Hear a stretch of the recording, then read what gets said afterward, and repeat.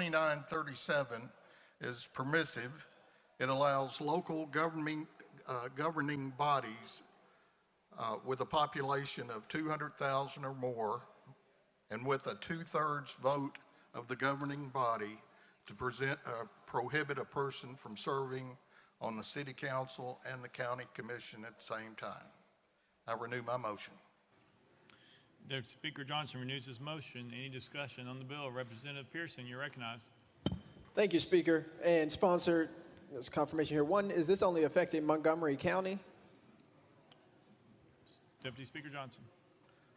Representative, this will affect any county that has a population of 200,000 or more. It's permissive, and the governing body would have to vote with 2/3 vote to adopt this.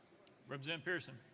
Thank you so much. So, concern that I have, Section A, upon approval under Subdivision C, a member of the county governing body shall not simultaneously serve as a member of the governing body of a municipality within the county for whom the member is a commissioner during the member's term of office. If people elected somebody to serve in the city and the county, why are we passing a law, though permissive, for them not to be able to serve if the constituents in the community want for them to serve? And the concern that I have, sponsor, is I know what the abuse of authority looks like and how people in power can misuse their power because they have a majority to force people out of office. And this would particularly target, or could, if somebody has 2/3, as I think was mentioned, could potentially target a member to be disallowed from serving in roles or positions that they were actually elected into. And so what's wrong with constituents being able to determine who should serve in their county, in their city? Representative Johnson. Thank you, Representative Pearson. This was brought to me by my local governing bodies. So that's the only reason I brought it. Representative Pearson. Thank you so much, and I can appreciate that. And, you know, I appreciate the bills that are brought up by our constituents that we advocate for.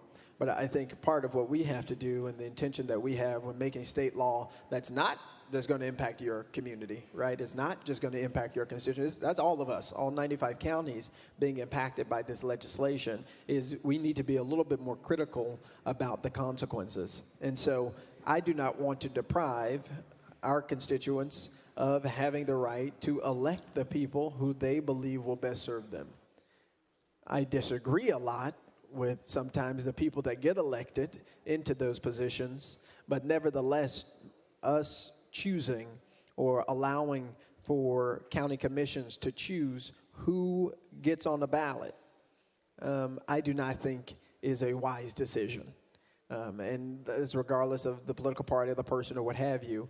If voters go to the polls and they say, I want this person to be on county commission and to be on city council, that's their choice. If they don't want them, don't vote for them. But for us to have a law that prevents our constituents from electing whoever they want for county commission or city council, I think that's abridging people's rights. To be able to use their vote as their voice for the people to represent them. If it's too much of a job, they'll vote them out because they're ineffective, right, at being a city councilor or a county commissioner or both.